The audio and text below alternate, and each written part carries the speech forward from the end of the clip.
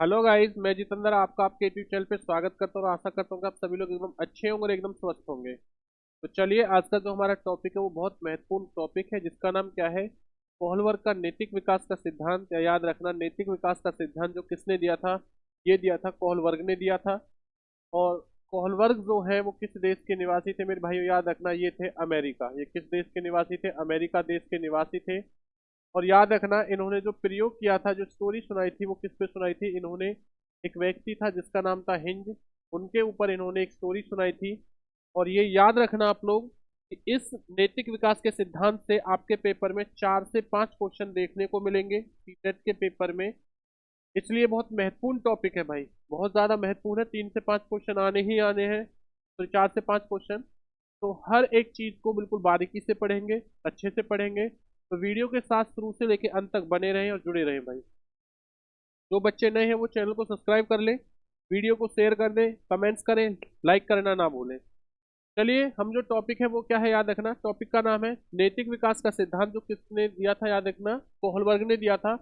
इसको इंग्लिश में कहते हैं मॉरल डेवलपमेंट थ्योरी। क्या कहते हैं इसे? इंग्लिश में कहा जाता है मॉरल डेवलपमेंट थ्योरी। और जो कोहलबर्ग है ये किस देश के निवासी थे? तो याद रखना मेरे भाई, अभी मैंने आपको बताया, वो ये है अमेरिका देश के निवासी हैं। और इन्होंने जो प्रयोग किया था वो किस पे किया था? इन्होंने प्रयोग किया था हिंज नाम के व्यक्ति पर। अब इस इनकी हिंज की जो स्टोरी है, एक बार स्टोरी को जान लेते हैं, समझ लेते हैं कि स्टोरी क्या थी और किस तरीके से कोहलबर्ग ने इस स्टोरी से क्वेश्चन बनाए थे। तो एक हिंज नाम के व्यक्ति होते हैं। तो कोहलबर्ग स्कूल के कुछ बच्चों के ऊपर या कक्षा के अंदर कुछ बच्चों को एक स्टोरी बताते सुनाते हैं, और उनसे वो बच्चों से जानने की कोशिश करते हैं कि जो ये स्टोरी है आपके हिसाब से, या आपने इस स्टोरी से क्या चीज सीखी, कि जो हिंज नाम का व्यक्ति था वो सही था या गलत था? गलत था तो क्यों था? सही था तो क्यों था? इस तरीके से वो क्वेश्चन जानना चाह रहे थे कि बच्चों के जो विचार हैं वो है क्या, बच्चे की जो सोचने समझने की जो क्षमता है वो है क्या, बच्चा किस तरीके से चीजों को सोच रहा है और किस तरीके से वो अपने क्या है आंसर देना चाह रहा है। तो उन्होंने जो स्टोरी है उसे सुनाना प्रारंभ किया कि एक हिंज नाम का व्यक्ति होता है, उसकी एक बीवी होती है जिसे वो बहुत ज्यादा प्रेम करता है। लेकिन किसी भी कारणवश जो उसकी बीवी होती है, पत्नी होती है, उसको कोई बीमारी हो जाती है और उसकी तबीयत बहुत ज्यादा खराब हो जाती है।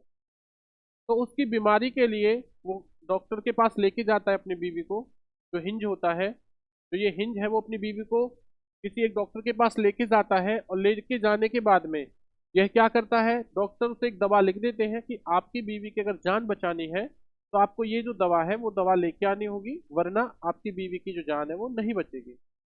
अब हिंज थोड़ा परेशान हुआ, दुखी हुआ कि मैं अपनी बीवी को मरते हुए भी नहीं देख सकता, कि वो प्रेम बहुत ज्यादा करता था। और वो एक गरीब और निर्धन परिवार से, घर से था, उसके पास पैसे भी नहीं थे कि बहुत ज्यादा कॉस्टली दवा को खरीद सके। तो उसने दवा खोजना शुरू किया अपने शहर में। तो जब उसने दवा खोजना शुरू किया तो उसे कहीं पर भी दवा नहीं मिली। तो फाइनली वो एक मेडिकल स्टोर पे जाता है, जहाँ मेडिकल स्टोर पे जाने के बाद वो कहता है कि इस नाम की दवा है क्या आपके पास?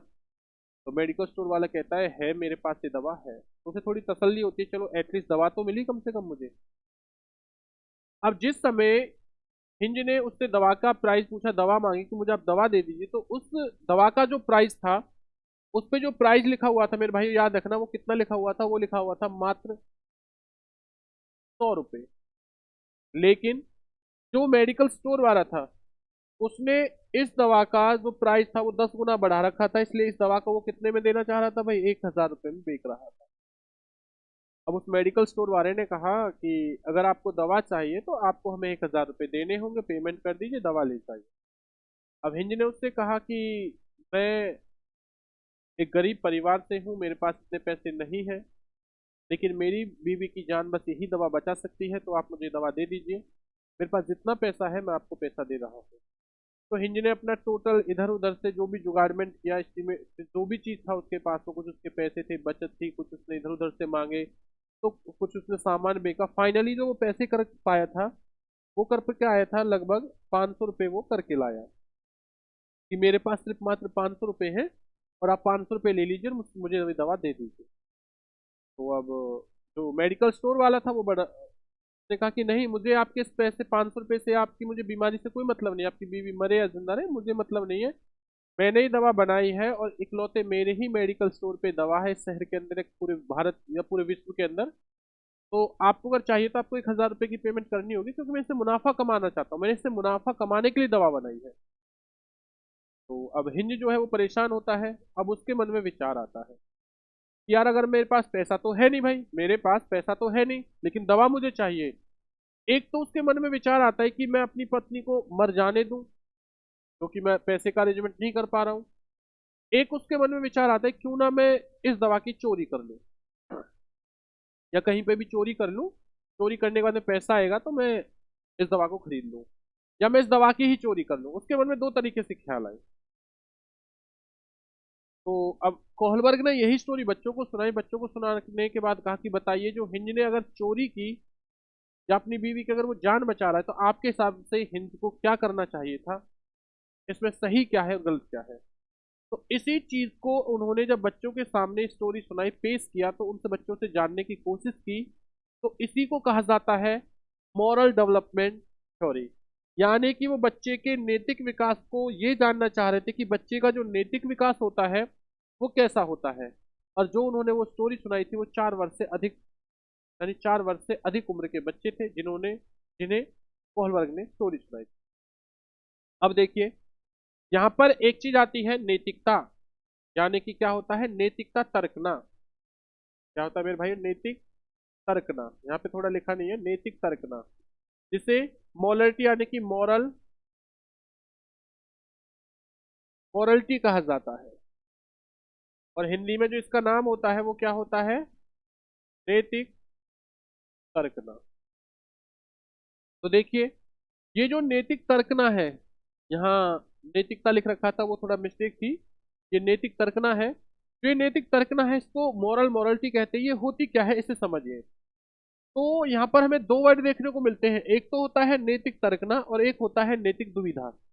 दोनों में डिफरेंस क्या है, तो देखिए नैतिक तर्कना क्या कहलाता है, नैतिकता से, यानी नैतिक तर्कना, यहाँ पर नैतिकता ना होगी भाई, नैतिक तर्कना होगी। नैतिक तर्कना से व्यक्ति या बच्चा सही और गलत में अंतर कर पाता है।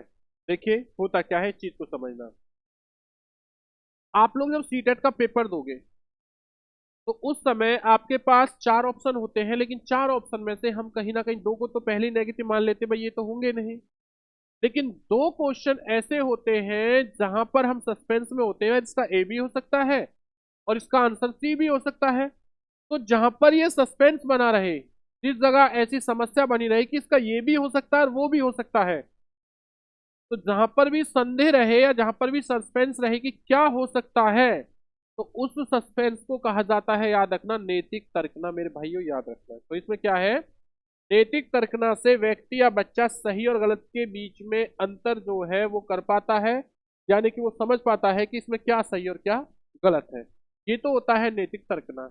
अब जानते हैं कि नैतिक दुविधा क्या होता है, इस चीज के बारे में जानते हैं। तो ध्यान रखना, नैतिक जो दुविधा है, मॉरल डिलीमा जो है, इसे कहा जाता है जब जो भी बच्चा होगा वो सही और गलत के बारे में, भाई याद रखना, नैतिक दुविधा क्या होती है।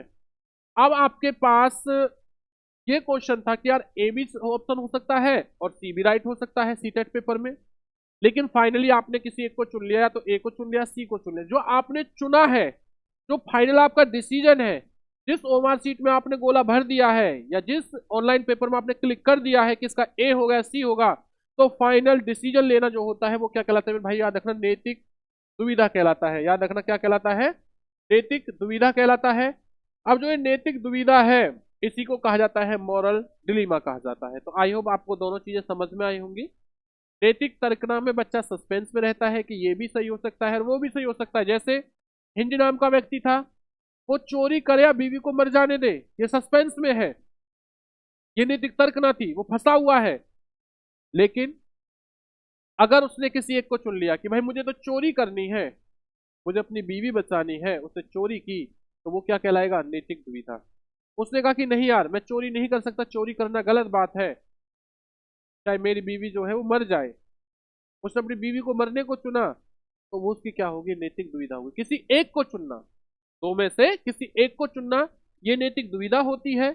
और याद रखना, जब आप सस्पेंस में रहो कि किसे चुनूं मैं, ये क्या होती है, नैतिक तर्कना होता है। चलिए आगे पढ़ते हैं। जब कोहलवर्ग ने अपना सिद्धांत दिया था नैतिक तर्कना, याद रखना नैतिकता होती क्या है इसे भी समझिए। नैतिकता का मतलब होता है जहां पर व्यक्ति या बच्चा किसी भी सही या गलत चीज के बारे में निर्णय ले सके, वो क्या कहलाते हैं, नैतिक, यानी नैतिकता कहलाती है। उसे कहा जाता है नैतिक विकास। अब कोहलबर्ग के सिद्धांत की आलोचना करने वाले कौन थे, याद रखना एक साइकोलॉजिस्ट थे जिनका नाम था कैरोल गिलीगन था। भाई यहाँ पर थोड़ा वो हो गया गिलीगन, ध्यान देना गिलीगन।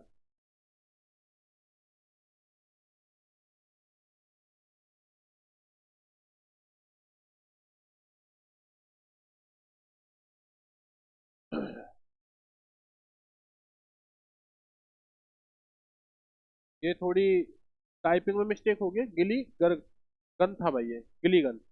गिलीगन नाम के एक साइकोलॉजिस्ट थे, उन्होंने कहा था कि मैं इस सिद्धांत की आलोचना करता हूं। क्यों आलोचना कर रहा हूं? क्योंकि जो कोहलबर्ग है, जो कोहलबर्ग है, उन्होंने तो सिर्फ ओनली पुरुषों को महत्व दिया है, उन्होंने महिलाओं को महत्व नहीं दिया है। लेकिन जो मैं हूं, मैं किसे महत्व देना चाह रहा हूं भाई, महिलाएं जो होती हैं वो भी क्या होती हैं, उन्हें कम महत्व, यानी कि उन्हें प्राथमिकता दी है। तो गिलीगन ने कहा कि इन्होंने, यानी कि किसने, कोहलवर्ग ने महिलाओं को कम प्राथमिकता दी है। तो इसका मतलब क्या हुआ, इसका मतलब ये हुआ मेरे भाई, याद रखना कि जो ये गिलीगन है, कैरोल गिलीगन है, इन्होंने किसे महत्व वो दिया है, इन्होंने, अगर मैं बात करता हूं कि इन्होंने जो बच्चा प्राथमिकता दी है वो किसे दी है, महिलाओं को। और जो कोहलवर्ग है, इन्होंने जो प्राथमिकता दी है वो किसको दी थी, पुरुषों को दी है, यानी कि फीमेल मेल को दी है। ये चीज याद रखना।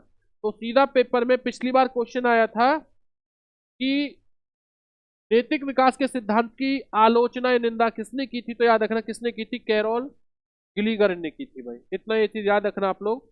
इसी के बाद में, यानी कि किसने की थी, कैरोल गिलीगन ने की थी, याद रखना। और इन्होंने किसे महत्वपूर्ण माना था, इन्होंने माना था महत्वपूर्ण महिलाओं को, और इन्होंने पुरुषों को थोड़ा कम महत्वपूर्ण माना है। लेकिन जो कोहलवर्ग है, उन्होंने किसको महत्वपूर्ण माना था, उन्होंने जो महत्वपूर्ण माना है वो माना है पुरुषों को, फीमेलों को कम माना है।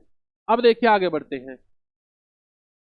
कोहलवर्ग का मानना था कि कोहलवर्ग ने सांस्कृतिक कल्चर को कम महत्वपूर्ण माना, बताया। देखिए इन्होंने किसको महत्वपूर्ण कम बताया, कल्चर। इन्होंने कहा कि संस्कृति बहुत महत्वपूर्ण नहीं है बच्चे के लिए, बच्चे के लिए जो महत्वपूर्ण होता है वो होता है नैतिक विकास महत्वपूर्ण होता है, ना कि सांस्कृतिक उनके लिए महत्वपूर्ण होती है।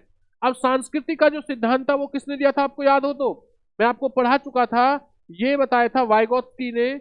वाइगोत्स्की जी क्या कहते हैं, वाइगोत्स्की जी कहते हैं कि अगर किसी बच्चे का विकास करना है तो जैसा समाज रहेगा, सामाजिक सांस्कृतिक विकास का जो सिद्धांत है वो किसने किया था, वाइगोत्स्की ने। तो कल्चर के बारे में किसने कहा था, कल्चर के बारे में कहा था वाइगोत्स्की ने। लेकिन कोहलवर्ग ने इसकी क्या कर दी, इसको कम महत्वपूर्ण माना कि नहीं भाई, ज्यादा महत्वपूर्ण देने की आवश्यकता नहीं है। ये चीज याद रखना आप लोग। कोहलवर्ग ने कहा कि पुरुष की जो नैतिकता का आधार होता है वो होता है न्याय।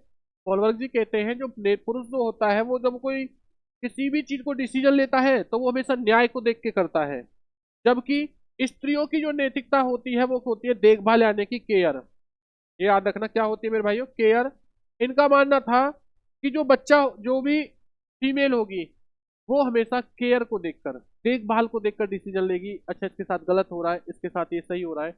लेकिन जो मेल होगा वो सही क्या है और गलत क्या है उस चीज को देख के डिसीजन लेता है। ये किसने कहा था, ये कहा था कोहलवर्ग ने। तो आई होप आपको चीजें सारी समझ में आ रही होंगी।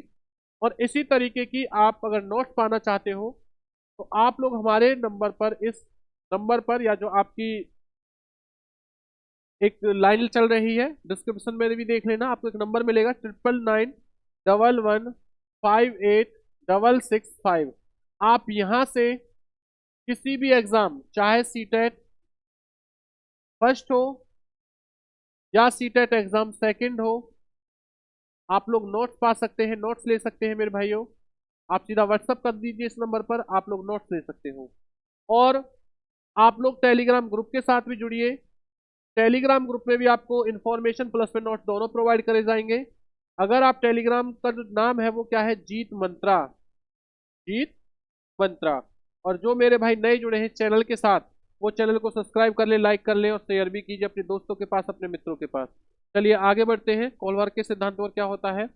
अब नैतिक विकास की जो अवस्थाएं बताई है कोहलबर्ग ने, वो कितनी बताई थी मेरे भाई, याद रखना। इन्होंने जो अवस्थाएं हैं वो अवस्थाएं बताई थी 3। तो स्टेज ऑफ कोहलबर्ग, तो कोहलबर्ग ने नैतिक विकास की अवस्थाएं कितनी बताई है? 3 बताई है। कौन कौन सी बताई है, याद रखना। इन्होंने अवस्थाएं बताई है 3, लेकिन सब स्टेज कितनी बताई थी, याद रखना। अगर मैं बात करता हूं, सब स्टेज बता रखी है 6।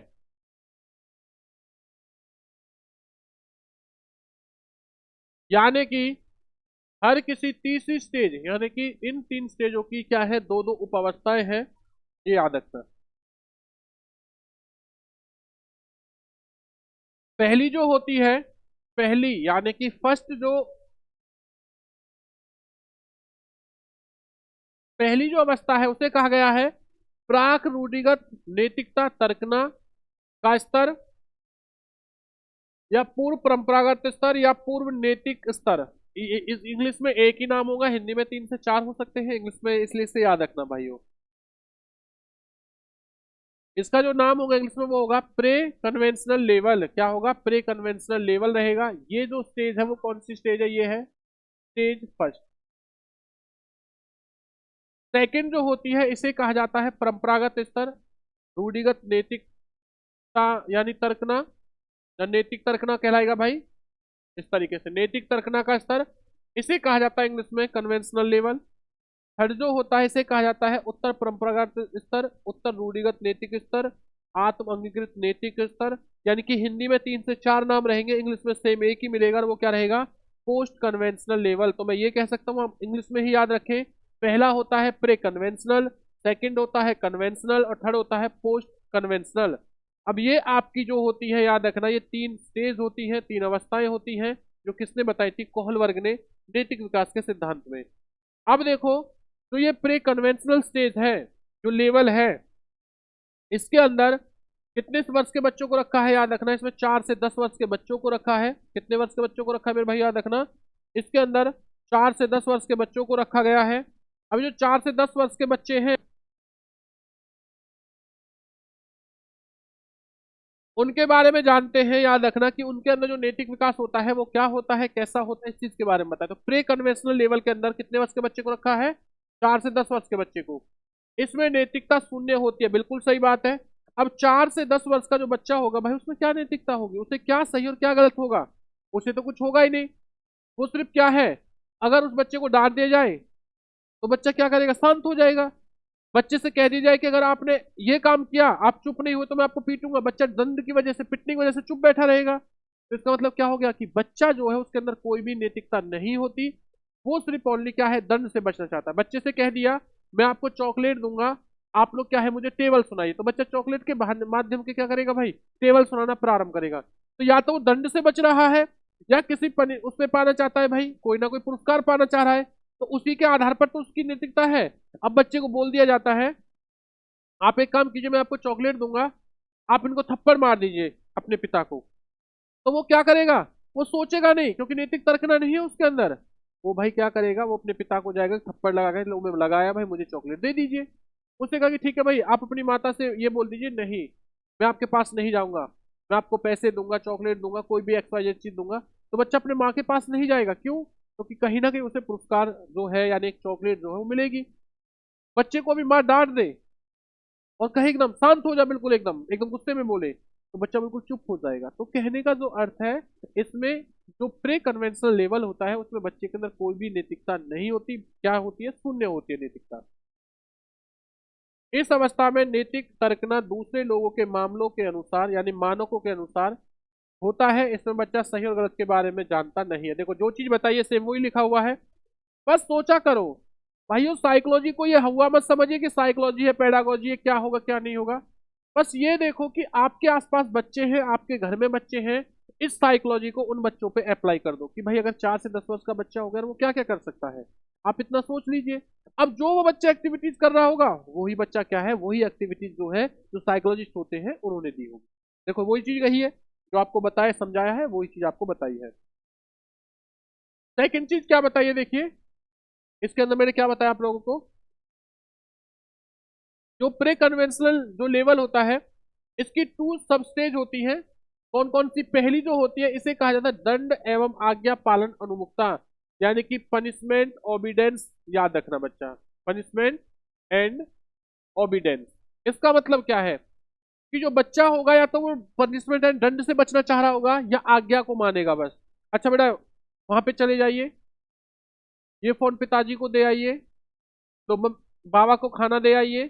तो बच्चा क्या है, उठेगा भैया ठीक है रोटी लेके चला जाएगा ऐसे, अच्छा अपने भाई दादा को खाना दे आओ। तो वो कर क्या रहा है कि वह तो आज्ञा मान रहा है या फिर क्या कर रहा है, उसने ओनली दंड से बचना चाह रहा है। देखो अब इसमें क्या है, बच्चे की नैतिकता सजा और आज्ञा पालन पर आधारित होती है। जब हिंज ने चोरी की तो बच्चों ने सोचा कि अगर वह चोरी करेगा तो उसे सजा मिलेगी, यानी कि बच्चों को यह पता है कि अगर मैं खाना दे के नहीं आया तो मम्मी मुझे गुस्सा करेंगी, तो इसलिए बच्चा उठेगा खाना देना दे के आएगा। तो सेम कंडीशन, अब बच्चों के सामने हिंज वाली स्टोरी थी, तो हिंज उन बच्चों को क्या लगा, क्या अगर हिंज ने चोरी की तो उसे तो पुलिस पकड़ के ले जाएगी, पुलिस पकड़ के ले जाएगी तो भाई उससे फांसी की सजा हो जाएगी। नहीं यार अभी क्या हो सकता है, तो बच्चा बस उसी चीज के बारे में सोच रहा है। सेकंड जो पेट वो होता है इसमें स्टेज होती है, सेकंड जो स्टेज होती है वो क्या होती है याद रखना, वो होती है साधनात्मक सापेक्षता तथा, यानी कि इंस्ट्रूमेंटल रिलेटिव्स, यानी क्या रखना, इंडिविजुअलिज्म भाई। इसका मतलब क्या होता है, इसे कहा जाता है इस अवस्था को जैसे को तैसे की अवस्था। जैसे को तैसे की अवस्था कैसे, जैसे सपोज कीजिए आपने बच्चे से बोला, छोटा बच्चा है, आप लोग लेटे हुए हो आराम से कुछ खेल रहे हो, बच्चे को खिला रहे हो, छोटा बच्चा है, आपने बच्चे से कहा कि अच्छा आप एक काम कीजिए, मैं वन बोलूंगा आप टू बोलना, मैं टू बोलूंगा तो आप थर्ड बोलना, मैं फोर बोलूंगा आप फाइव बोलना। तो बच्चा क्या जैसे को तैसा, आपने बोला वन बच्चा बोलेगा टू, आपने कहा थर्ड थ्री वो बोलेगा फोर, या तो ऐसे, या फिर क्या है आप लोग लेटे हुए हो, आपने बच्चे को क्या कर दी, गुदगुदी कर दी आपने बच्चे की पीठ पर। अब बच्चे की पीठ पर जो गुदगुदी की है तो बच्चा क्या करेगा कि अच्छा मैंने अब आपकी पीठ पर गुदगुदी की, आप मेरी पीठ पे, तो बच्चा आपकी पीठ पर गुदगुदी करना शुरू कर देगा। या जब स्कूल टाइम में पढ़ते होंगे तो किसी भाई ने पेन इस तरीके से आपकी पेंसिल को तोड़ दिया, तो आप लोग क्या करते थे, तो वो हम लोग जो होते थे याद रखना, या आप लोग जो होते थे वो उसकी पेंसिल पकड़ेंगे भाई, जब तक तोड़ ना देंगे ना तब तक तसल्ली नहीं होगी। जैसे को तैसा, उसने आपकी कॉपी को फेंका, आपने उसकी कॉपी को और दूर फेंक दिया, लो भैया आपने ऐसा क्यों किया। किसी ने गाली दे दी, वो उसको गाली देना शुरू कर देगा, इसे कहता है जैसे को तैसा। यही होता है याद रखना, ये प्री कन्वेंशनल स्टेज के सेकंड स्टेज होती है, पेपर में आता है, हमसे पूछा जाता है कि जैसे को तैसी की जो अवस्था होती है वो कौन सी होती है, याद रखना प्री कन्वेंशनल स्टेज होती है। तो आपका जो पहला लेवल है वो क्या होता है मेरे भाइयों, समाप्त होता है। देखिए अगर आपको इसी तरीके के नोट्स चाहिए तो आप लोग हमारे टेलीग्राम ग्रुप के साथ जुड़ सकते हो, और जो टेलीग्राम ग्रुप है उसका नाम है जीत मंत्रा। या आप लोग अगर किसी बच्चे को नोट्स चाहिए, चाहे सीटेट पेपर फर्स्ट हो या पेपर सेकंड, तो आप लोग हमें इस नंबर पे कांटेक्ट कर सकते हो, व्हाट्सअप कर सकते हो 9991158665। आप लोग यहाँ पर कांटेक्ट कर सकते हो, और कांटेक्ट करने के बाद में आप लोग बस लेवल लिख देना कि आपको कौन से लेवल का सीटेट का, अगर आपका सीटेट का पेपर है लेवल सेकंड है तो सेकंड लिख देना, फर्स्ट है तो फर्स्ट लिख देना। आपको जो नोट्स जो है वो प्रोवाइड कर दिए जाएंगे, हो जाएंगे भाई, ये चीज याद रखना। चलिए आगे बढ़ते हैं, वीडियो को शेयर करते रहिए भाई, इतनी कंजूसी ना बढ़ते। अब देखिए सेकंड जो स्टेज होती है, इस सेकंड स्टेज को बच्चा कहा जाता है कन्वेंशनल लेवल। कन्वेंशनल जो लेवल होता है याद रखना, इसमें जो उम्र मानी गई है वो कितनी है, 10 वर्ष से लेकर 13 वर्ष की। यानी कि प्री कन्वेंशनल में जो एज थी वो कितनी थी मेरे भाई याद रखना, वो थी 3 वर्ष, 4 वर्ष से लेकर 10 वर्ष, इसमें कितनी है 10 वर्ष से लेकर 13 वर्ष। इस अवस्था में बच्चा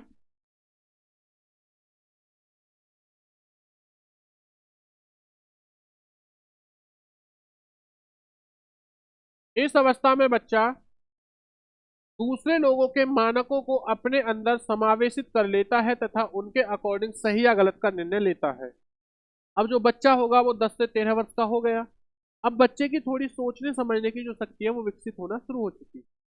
यानी कि अब बच्चा ये जान चुका है कि जो घर वाले मुझसे कह रहे हैं वो बिल्कुल यार सही है, अगर मैं चोरी करूंगा तो चोरी करना गलत बात होता है। अब बच्चा क्या है, बच्चा इस चीज के बारे में जान चुका है, तो वो दूसरे के मानकों को सही और गलत के बारे में निर्णय लेने के बारे में तैयार हो चुका है। नहीं यार, मैं इस जगह क्या है बोल सकता हूँ, नहीं यार मैं यहाँ नहीं बोल सकता, घर वालों ने मना कर रखा है कि तुम नहीं बोलोगे। तो वो दूसरों के, अगर कहीं पर गलत काम हो रहा है, घर वालों ने कहा आप नहीं बोलोगे, लेकिन बच्चा वहां बोलना शुरू कर रहा है, तो इसका मतलब क्या है, वो उसे पता है क्या जो घर वाले बोल रहे हैं वो सही है या गलत है, वो तो गलत है क्योंकि वहां ऑलरेडी गलत हुआ था। तो बच्चा बोलना चाह रहा है तो उसके मन में थोड़े विचारों के अंदर उथल पुथल होना शुरू हो जाता है। तो देखिए, इस अवस्था में बच्चा दूसरे लोगों के मानकों को अपने अंदर समावेशित कर लेता है, दूसरों के जो विचार होते हैं उन्हें समझ लेता है कि भाई ये क्या बोलना चाह रहा है, क्या कहना चाह रहा है, और तथा उसी के आधार पर वो सही और गलत के बारे में क्या कर लेता है, निर्णय लेता है। अब इसकी दो सब स्टेजेस होती हैं। पहली जो स्टेज होती है उसे कहते हैं अच्छा लड़की या अच्छी बनने, अच्छा लड़का या लड़की बनने की उन्मुखता, इसे कहा जाता है ये गुड बॉय। याद रखना भाई, good boy and good girl, यानी कि good boy and good girl, यानी कि इसमें क्या होगा, इसमें दूसरों के साथ भला बनकर अनुमोदन अर्जित करता है, याद रखना। यानी कि गोल्डन रूल का विचार भी इसी के अंदर होता है, पेपर में आता है कि गोल्डन रूल का जो विचार आता है बच्चे में किस अवस्था में आता है, तो वो आता है कन्वेंशनल स्टेज। और उम्र कितनी बताई है, 10 वर्ष से लेकर 13 वर्ष, ये याद रखना। अब देखिए इसमें क्या है, इसमें बच्चा सिर्फ अच्छा दिखने के लिए काम करेगा। अगर उसे पता चला कि 4 लोग गेस्ट घर में आ चुके हैं, मम्मी जी नाश्ता दे रही है, नाश्ता बना रही है, तो वो देना शुरू कर देगा खुद से। और 4 लोग क्या बोलेगा, अरे यार आपका बच्चा तो बड़ा अच्छा है, बड़ा प्यारा है भाई, आपकी बहुत हेल्प करता है। यानी कि वो अच्छा दिखने की कोशिश करता है, लोग उसकी क्या करें, तारीफ करें। किस अवस्था में करता है, कन्वेंशनल, यानी 10 से 13 वर्ष में। तो याद रखना, अच्छा लड़का या लड़की बनने की उन्मुखता, इसमें जो बच्चा होता है दूसरों के साथ भला कर अनुमोदन, यानी अनुमोदन का मतलब होता है, याद रखना, इसका मतलब होता है प्रसन्नता। अनुमोदन का मतलब होता है शाबाशी, याद रखना, वो पाना चाहता है। सेकंड जो स्टेज होती है इसमें क्या होता है, कानून एवं व्यवस्था उन्मुखता, यानी लॉ एंड ऑर्डर ओरिडेंशन। इसका मतलब क्या होता है, इसमें बच्चा कानून तथा सामाजिक व्यवस्था बनाए रखने की भावना विकसित करता है।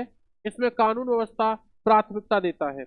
इसके अंदर जो बच्चा होता है वह यह समझ जाता है कि जो कानून है, कानून जो है वो सबके लिए समान है और कानून को हमें मानना चाहिए।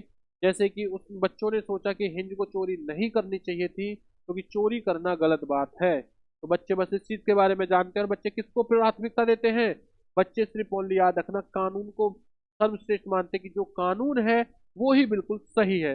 समाज ने जो कानून बनाए हैं, जो नियम बनाए हैं, वो लोगों की भलाई के लिए बनाए हैं। तो बच्चा इस चीज के बारे में जानता है। तो ये आपकी, याद रखना, जो कन्वेंशनल लेवल है वो समाप्त होता है। ये है आपकी तीसरी स्टेज, लेवल 3, जिसे कहा जाता है पोस्ट कन्वेंशनल स्टेज, जिसका टाइम पीरियड कितना है, 10 वर्ष से अधिक है। याद रखना, इसमें फैसला, डिसीजन खुद से, खुद के लिए मतलब जो डिसीजन होता है वो खुद लेता है, ना कि समाज के जरिए क्या सही और क्या गलत है। अब जो प्रे कन्वेंशन, 13 वर्ष से जब ऊपर का बच्चा हो गया, उसके जो डिसीजन होंगे वो खुद के रहेंगे। अब वो दुनिया समाज को कुछ को नहीं जानेगा, वो जानेगा कि उसका जो डिसीजन है वो सही या गलत है, उस चीज के बारे में वो खुद डिसीजन लेगा, क्या सही और क्या गलत है। मुझे अब किसी से पूछने की कोई आवश्यकता नहीं है। अब देखिए इसकी भी कितनी है, 2 सब स्टेज है मेरे भाइयों। 2 सब स्टेज कौन कौन से, याद रखना। पहली है सामाजिक अनुबंधन उन्मुखता, यानी सोशल कॉन्ट्रैक्ट ओबिडेंसन। इसका मतलब क्या होता है, इसमें किशोर यह मानते हैं कि नियम लोगों के भले के लिए हैं, अगर किसी नियम से किसी का नुकसान होता है तो ऐसे नियम को तोड़ दिया जाए। तो इनका मतलब क्या है, इनका मानना था मेरे भाई, याद रखना, कि अगर मेरे झूठ बोलने से किसी की जान बच रही है तो मुझे उस जगह झूठ बोल देना चाहिए। लेकिन ऐसा ना हो कि वो व्यक्ति एकदम डाकू हो और तुम उसके लिए क्या कर दो मेरे भाइयों, कि आप लोग उसके लिए झूठ बोल दो कि नहीं जी ऐसा नहीं है, ऐसा नहीं होना चाहिए। आपको लग रहा है कि बच्चे ने गलती की है पहली बात, लेकिन मेरी बोलने से अगर आज इसकी जान बच रही है तो मुझे उस जगह झूठ बोल देना चाहिए। जैसे टीचर्स स्कूल में पढ़ाते हैं, जब आप लोग पढ़ाओगे तो किसी बच्चे के पेरेंट्स थोड़े गुस्से टाइप के हों, बच्चा स्कूल में नहीं पढ़ रहा है, पेरेंट्स है ये देखना ही पढ़ता है नहीं पढ़ता बताइए एक बार, अगर नहीं पढ़ता तो आज इसको मैं बता दूंगा जिसकी मैं पिटाई करूंगा। तो टीचर उस जगह क्या करता, नहीं जी आपका बच्चा ठीक है लेकिन थोड़ा घर पे बस ध्यान दो। तो उस जगह टीचर को भी, पेरेंट्स को भी संतुष्ट कर दिया और बच्चे की जान भी बचा ली। तो यही होता है, याद रखना, सामाजिक उन्मुखता। सेकंड जो होता है वो क्या होता है, सार्वभौमिक नैतिक सिद्धांत उन्मुखता। यानी कि इसमें किशोर दूसरों के विचारों से नहीं बल्कि खुद के मानकों के अनुसार व्यवहार करता है। इसमें किशोर दूसरों के फायदे के लिए अपनी जान पर खेल जाते हैं। यानी कि अब क्या है कि बच्चा पूर्ण रूप से बस किसके बारे में बताएगा भाई, यूनिवर्सल, यानी कि यूनिवर्सल क्या हो जाएगा, एथिकल प्रिंसिपल।